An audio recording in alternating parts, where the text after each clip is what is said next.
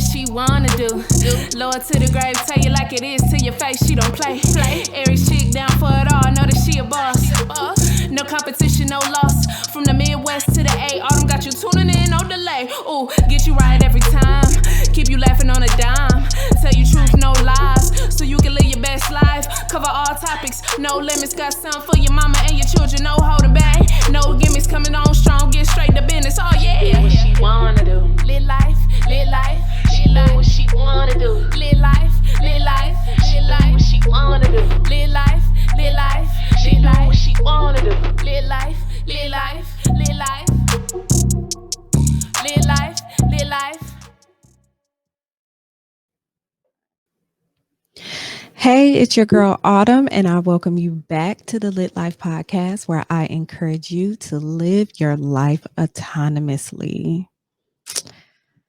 Happy New Year, guys. I mean, is it like, did we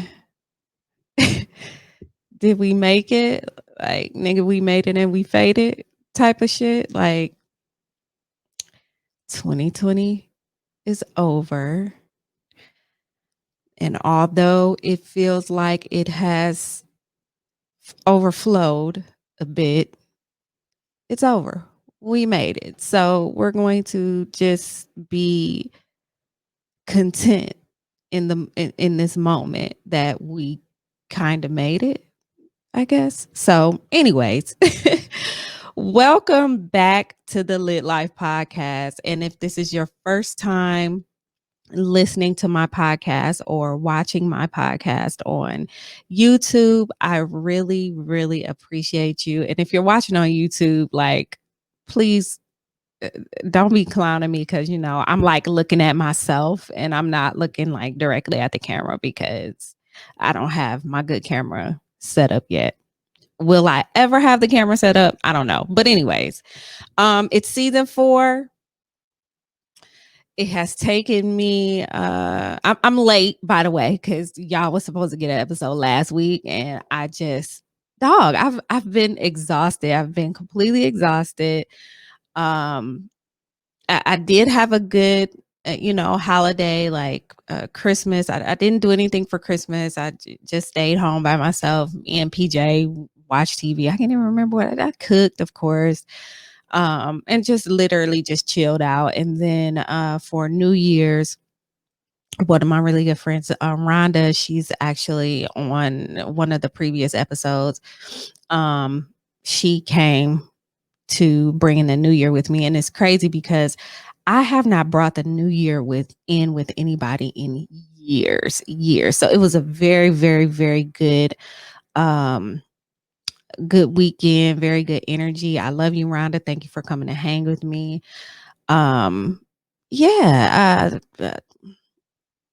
Pretty sure I had COVID. That's another story. But I'm here, and it is what it is. So I'm not really going to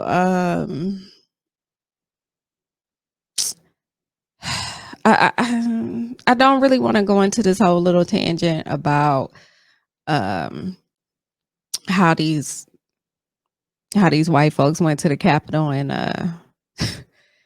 and stormed it. So I mean, y'all already know what it is. I just don't even feel like that. Like, that's not just a part of what I feel like right now. So I'm gonna just go ahead and get into the show.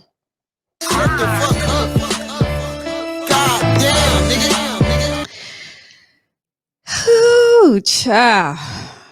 Let me tell y'all about something that's done had me extremely heated. Another piece of news that you guys probably have already heard about. If you haven't, I'm pretty sure you've been living under a rock. There is this 22-year-old white woman that they have named Soho Karen. And just a little rundown of what had happened. So there was a video going around on Twitter of her, pretty much, to get straight to the point, attacking a 14-year-old Black boy black young man because she was positive that he stole her iPhone. His dad, who is like a musician of some sort, was there and was got involved. I don't know if he was the one that was recording a video or whatever, but anyways, the video circulated. And now she is a Karen, and it's funny because she had like some other charges like in New York or some shit, and they arrested her. I think that I can't even really remember if they actually arrested her for what she did to the young man, but I know that they arrested her for whatever the fuck she did in New York. Whatever. So what about all that? I just have to say this part. I do have to say this part.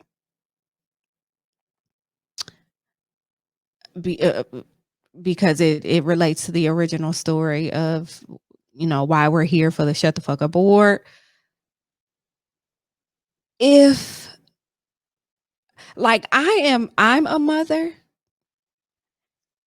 and I understand his mother wasn't there, and if it were like me, I think, and I know people be like, you don't know what you would have did in this instance. I'm just saying, and you're right, I don't know exactly what I did, but what I'm thinking, if I wasn't there at the moment, I think I would be in a rage, and I think I would have to find that bitch, and I think I would have to drag her down the street. Like, you attacked my son? Like, you did what? Like, when you get that call, like, what happens, right? What happens when you get that call? Ladies, when you get that call and somebody say something that somebody to mess with your child? What? All I'm saying is, that's not even my son, and I would like to drag her. But anyway, that's neither here. I just had to get that off my chest. So the reason why we're here for the Shut the Fuck Up Award is because she said she did an interview with Gayle King. And I haven't even watched the whole interview yet because I just don't feel like I'm in the right frame of mind to do so. But she said she can't be racist because she's a woman of color. She cannot be racist because she is a woman of color. She said, and I wasn't racial profiling whatsoever. I'm a woman, I'm Puerto Rican, I'm like a woman of color, I'm Italian, Greek, and Puerto Rican. And so Gayle King said, you keep saying you're Puerto Rican. Does that mean that you can't be racist because you're saying you're a woman of color? Is that what you mean? And she says, exactly. And I'm just like, could you just shut the fuck up? Could you, and anybody else who feels as if they are a person of color, which is why I kind of don't really look, I'm just black, just throw me in the blacks category. That's where I am. I'm not really, when it comes down to race and ethnicity and all of that, I'm just black as blackity black. That's it. Don't put me in because this is the reason why, because people feel like they can say and they can do whatever they feel like. And that brings me to a story. Let me tell y'all what the hell happened to me. I'm ashamed to say that it happened at work. Like, cause I know the first thing y'all gonna be like, why did you call HR? Let me tell y'all what happened. So this guy, real quick, I'm way off subject already. This guy, who needed some help at work, asked if he could call me So we were talking over WebEx Teams, and I'm helping them, and we were like making small talk in between because it's taking our systems a long time to do whatever they're doing. So we're about 30 minutes into the conversation, and he's like, yeah, and he's Hispanic. I think he's Hispanic. He's not black. This is the point of the story. So he's like, yeah, this girl, they used to work with me in the other office. She was like my sister. I was like her brother. We were just like the best friends. And she always used to let me say that she was my nigga. And I said, wait a minute, what? What? And he said it again. And I'm like, do not say that. Like, do not. Why? And I know that he was really just trying to make small talk, and he was like, just like hella grateful for me helping him. But what exactly, at what point do you tell somebody, first of all, are you having this type of a conversation with somebody at work in the first place that you ain't never met? And second of all, like, what the fuck? I'm not understanding, like, at what point did you feel like that was okay to say? And he apologized. When he was trying to apologize, he's like, I didn't, no. Moving along to what I was helping you with. Like, I said what I said. There's nothing else to say about it.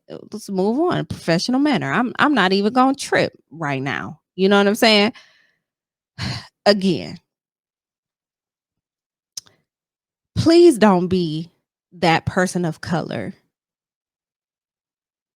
to do these types of things. Please don't be that person of color and feel like it's okay for you to say nigga. Do not be that person of color and feel that you can't be racist. That's it, and that's all. Like, that's really it. That's really the bottom line. So that said, and it's funny because I had a totally different shut the fuck up award before, and of course I couldn't find it when I needed it, but I went on ahead with this one. Anyways, on to my topic. Today, well, actually, I won't say today. This topic, I have been wanting to cover this topic for quite some time. I say things, I say a lot of things about my body and weight loss and dieting and working out and all this, that, and the other. I talk about it quite frequently on my show and even on other people's show. And I just felt that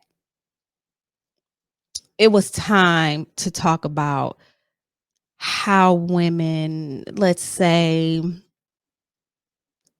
I don't even necessarily want to put an age on it. Like, I was going to say women over 40, but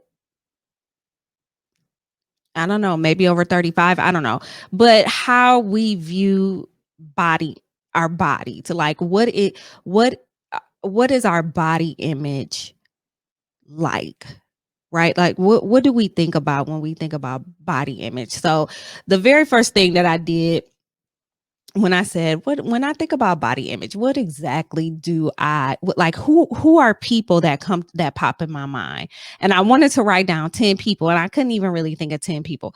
But the people that I did write down were Lizzo, because y'all know Lizzo always be out here with the shits.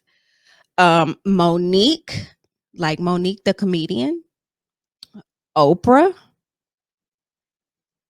Megan the Stallion, Jill Scott, Beyonce, and Takara. Takara was the plus size model, a plus size model on, I want to say, America's Top Model. Y'all know I don't be knowing my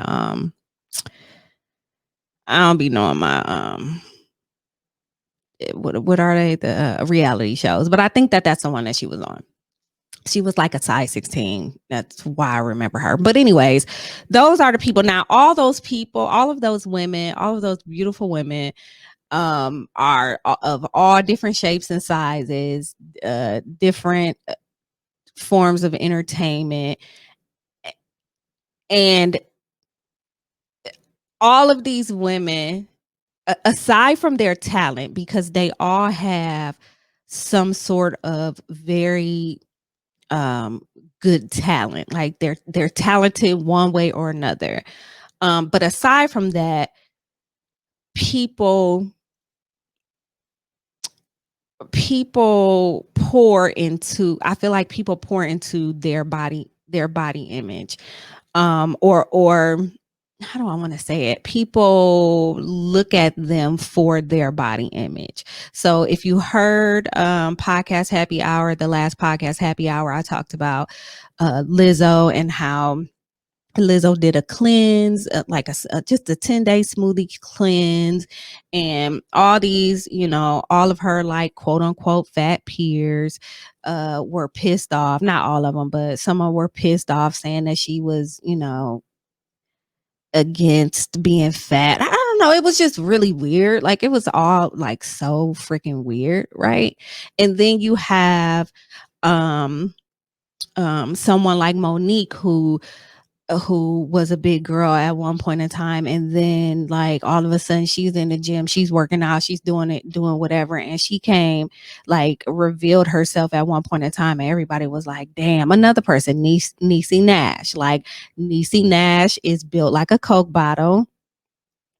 Like, who don't want her body? I don't know. Like, she's built like a fucking Coke bottle. Like she has this amazing, figure. Then you have Meg. We all know Meg. You know what I'm saying? Like, you have all these different women, and a lot of times, like, again, secondary for me, it's secondary to their talent, but for a lot of people, it's not.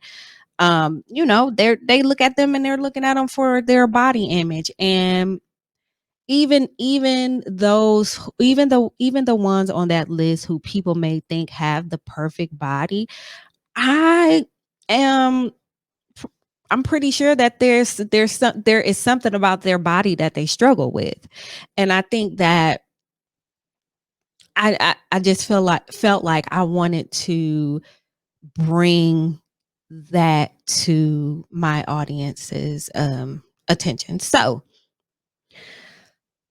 just for me, so okay, body image issues, when we think about them, we always think about like our teenage years, or we think about teenagers, or younger adults, and a lot of it, especially during these times, is from social media. You know what I'm saying? Like, there's so many different things going on social media that our youth pour into, and this is one of them. Like, they see somebody that they look up to, and they want to look like them. Like, they want to look like them, because then they feel like they're going to feel like them. It's like a kind of like an ongoing cycle.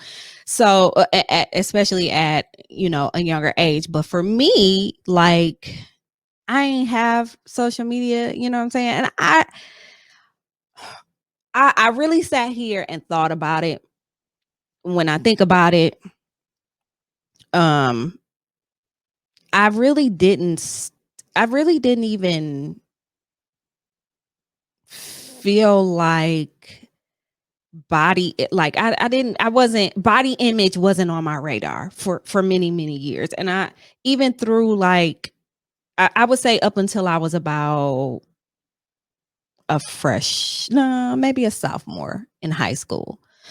I was used to being the biggest girl always, where no matter what I did or and I wasn't even like that big, like, all the way up until probably I don't know, maybe 8th grade, I was like a size 12, yeah, like 7th or 8th grade, I was a size 12. And then when I got in high school, I was a size 16. So, I always felt very comfortable at my size 16. And the only thing that I ever really wanted to change was my midsection. And so one reason that made me wanted to like talk about this is because that's my same issue now. Like, I feel like my body is fine. I just don't want the tummy. And it was now, and I felt so silly like finding this out, because I would be on Twitter, I'm looking at, they always have like the big fine threads and all this shit. And I'm like, I like, what are these girls doing? Like, how do you have this big brick house body, beautiful, curvy, very, very, very curvy. I mean, like, and I'm talking like big girls, but you ain't got no stomach. So you have like these big old titties, big old booty, big hips.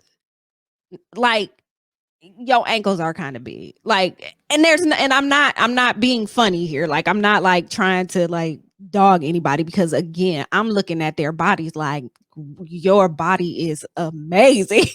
Like, why am I not built like this? But I'm like, how do you have this flat stomach? This is the part that's all I need to know. I don't care. Everything else can grow. Nigga, I can have like a double neck and I'm not gonna care. Like, I just really want a flat stomach. So of course I'm going down this thread. It was like Fine Girl, Big Fine Friday or some shit. And I'm going down this thread and I'm like, it was like everybody was shaped exactly the same. And then somebody said it. Somebody came up under one of the pictures and was like, please refer me to your BBL doctor. And I'm like, what the fuck is a BBL? And so it's a Brazilian butt lift. So they take the fat from your stomach or from wherever you don't want that fat, and they put it in your butt. And so now you got a flat belly and a big butt. And this whole time, I'm busting my ass in the gym, damn near starving myself, like, because I don't want this belly. And ain't nobody told me the damn cheat code. You know what I'm saying? Like, what? Like, who knew? I guess everybody knew. I'm the only person that didn't. I'm the only person that's over here like, I need to just do some damn crunches for this belly that I've literally had all of my life. Like, is it gonna really? And then you have people out there that's like, oh yeah, all you gotta do is work out or drink this type of tea in it, or drink this type of thing and it'll help with belly fat, or eat grapefruit. Nigga, I done heard every diet on, that there is to diet, cabbage diet, everything. And all of these diets are supposed to target your belly. And the ones that I've tried have not. It's not like I haven't put in no serious work. You know what I'm saying? Like, the whole rest of my body slimmed down and my belly slimmed down too, but it didn't slim down to like that.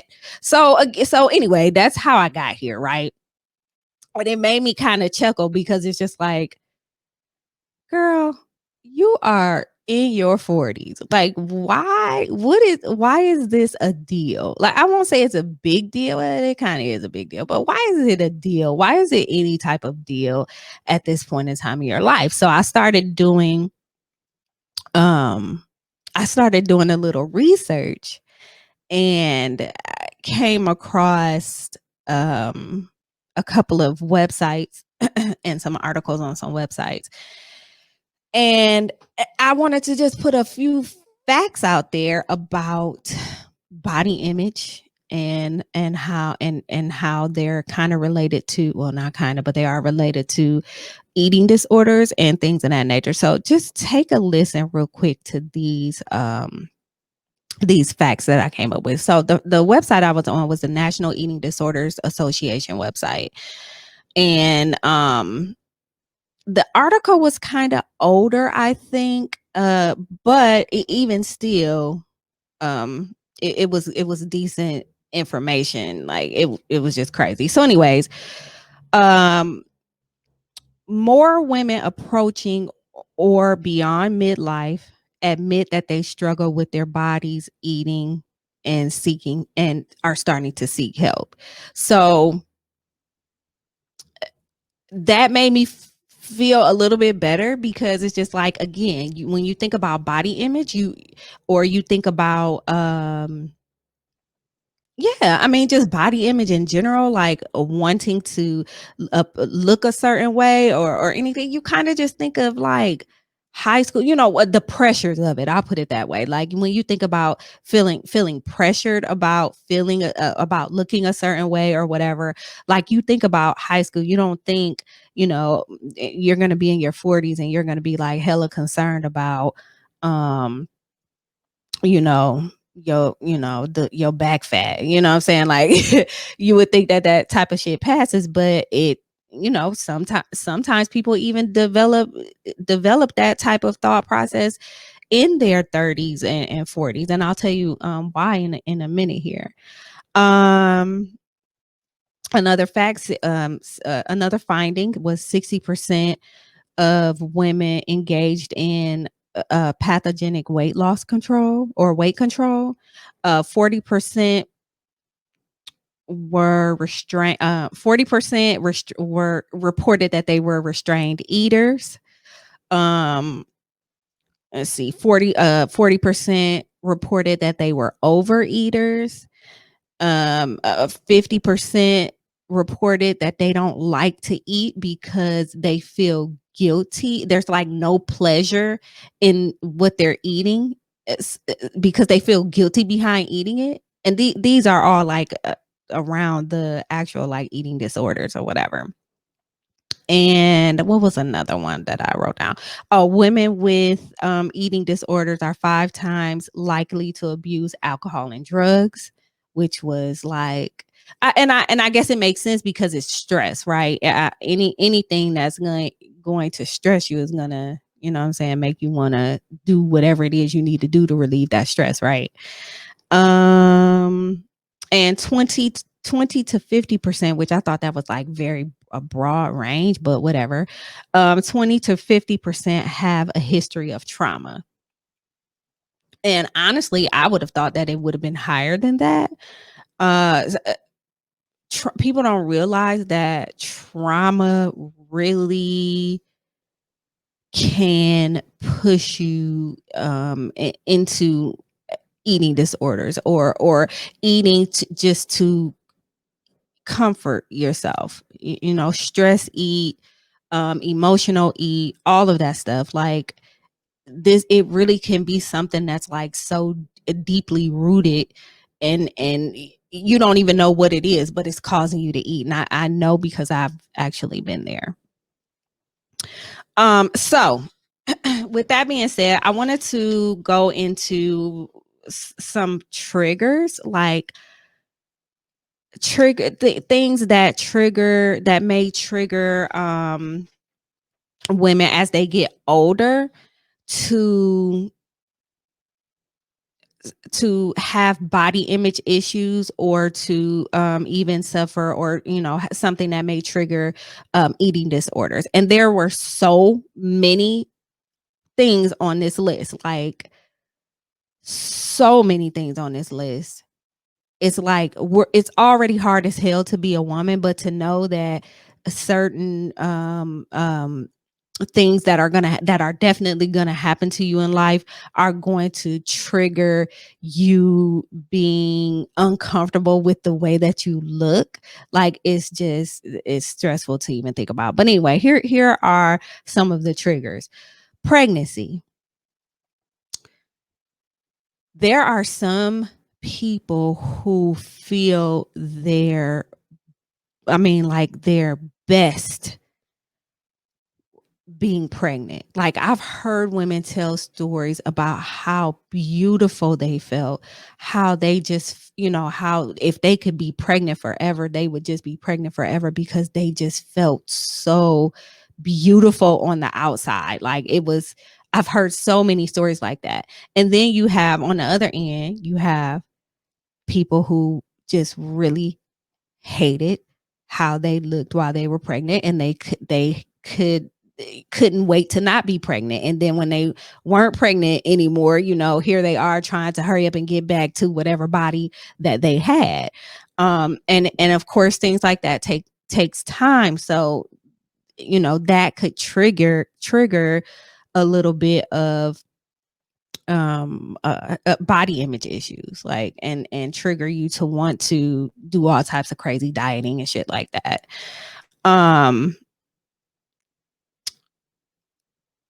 Natural signs of aging.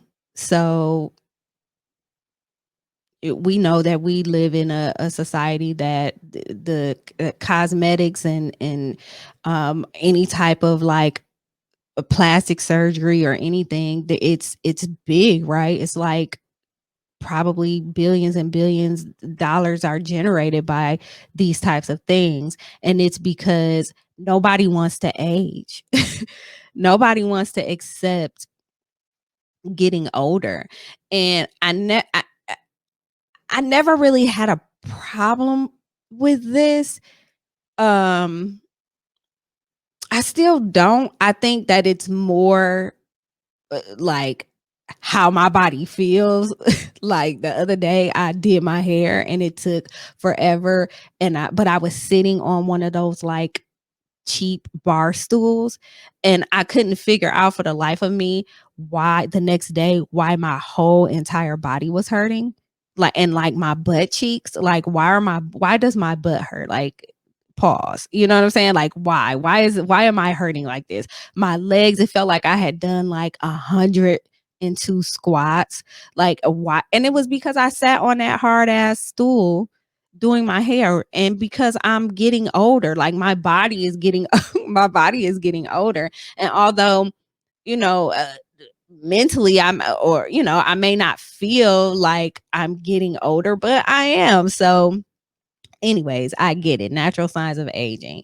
um and some things too that people don't really think about all the time, like menopause and symptoms of menopause. So I think I may have I mentioned last year around this time when I had B from What the 40 on here.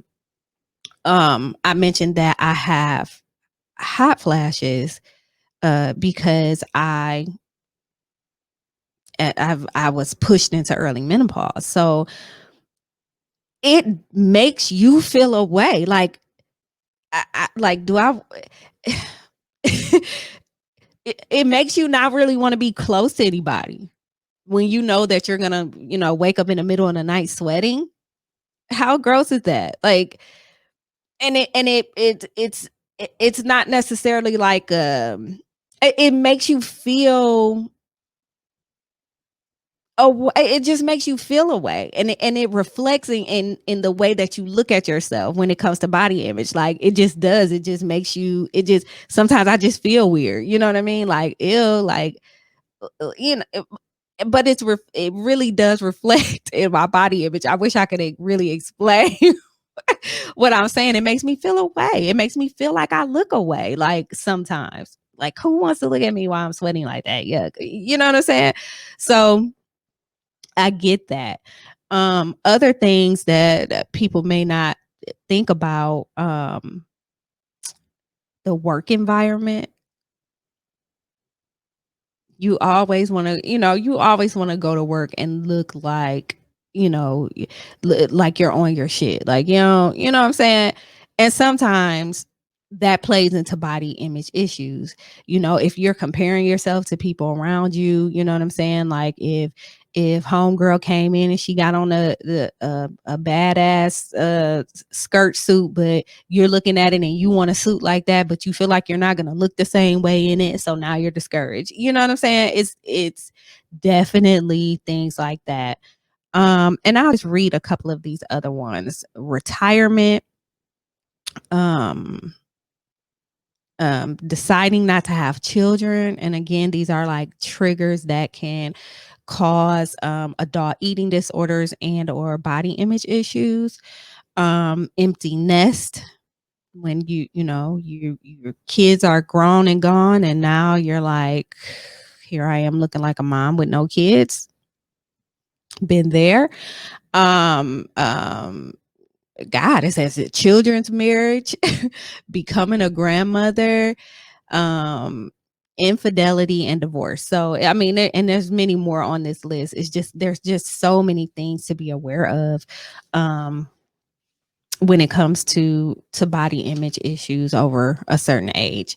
And so I want to end the conversation uh, talking about and telling you what I think would help to improve your body image issues outside of like excessively working out and like starving yourself and not eating the things that you want to eat. Like we know that if you're trying to lose weight, we know that, we know what the formula is for that. So there's no reason to keep like beating that down anyone's throat, because we know. But I think that there are other things that you need to kind of focus on, or kind of take grasp of, make sure that they're at the top of your mind when you're trying to combat your body image issues.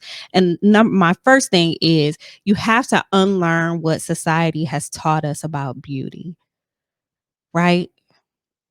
Think about the evolution of like beautiful women over time. You know what I mean? Like, if you just think of the images and how everything is different. Like a black woman in the 90s, the image of a black woman in the 90s is a totally different image than a black woman in 2021. Right? Like, it's just different. And I'm not saying that it's good or bad. It's just different. It's evolved. And all the years in between there and before then, they have all been very, very different. So it kind of depends on like when you grew up, and the things that you heard while growing up, and it even could even be,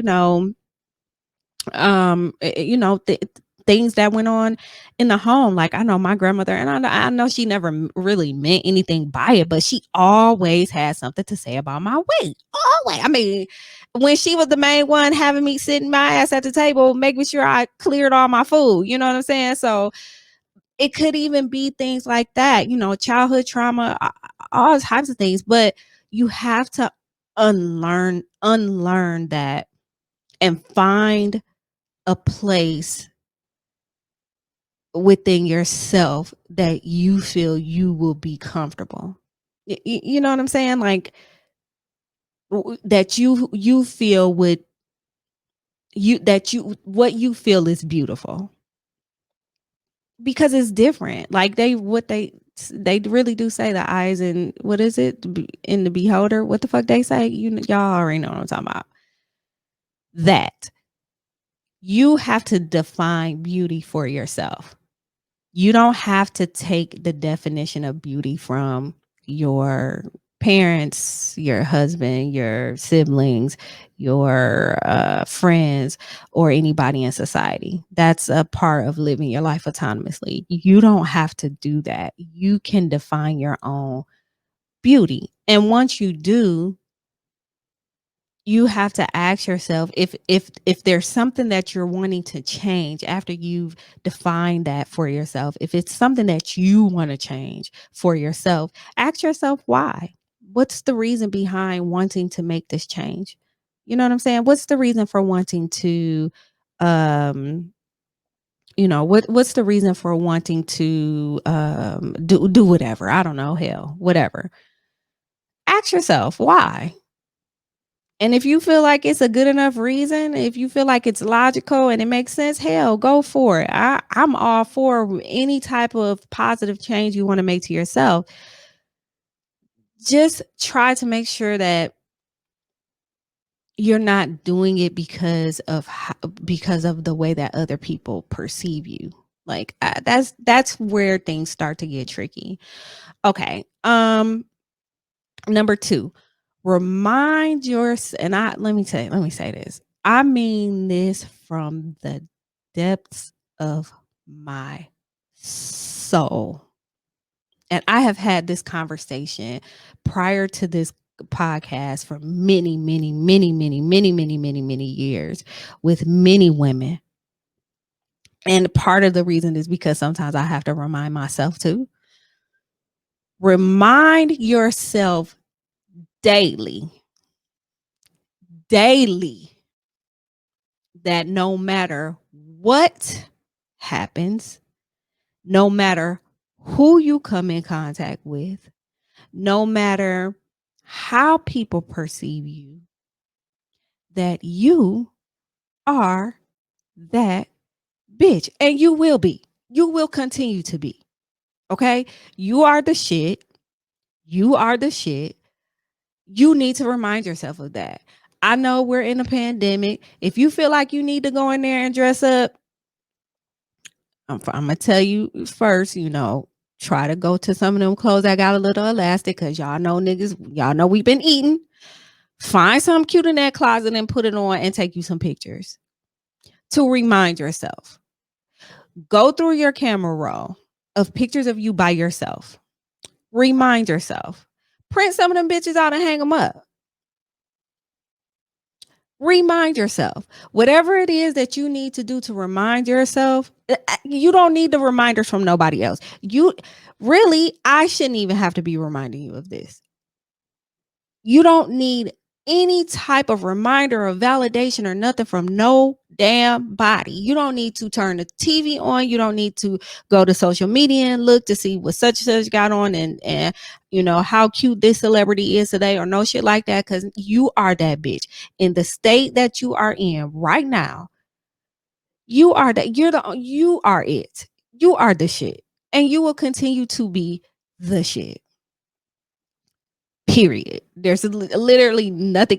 So you can, if you need to hang up, if you need to put some sticky notes up, if you need to hang your favorite picture, like if you need to hang that bitch on the refrigerator, because that's a place that you go in the refrigerator every day, somewhere you'll see, or you want to hang it up in your bathroom, or you know what I'm saying? Remind yourself daily that you cannot be faded. And I guarantee it'll help with, it's going to help with your any body image issues you have. It's going to help with self-esteem issues. It's going to help with focusing on things that you need to do, things that you felt like that you could not do, or you feel like you can't do right now, or you're too tired to do, or whatever the hell.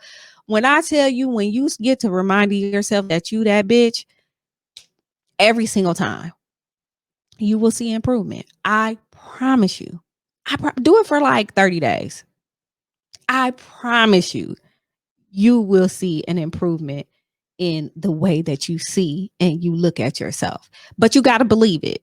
You can't just be like, all right, I'm that bitch next. No, you got to believe that shit. If you got to have a pep talk, if you have to, whatever it is you have to do, you got to turn the music up and dance. And I didn't mean to go this long talking about this, but this is like the most important part of the podcast. Like, please, you don't need the validation from anybody else. That's it. And that's all. Okay. And the last thing, and one thing that I am very, very, very much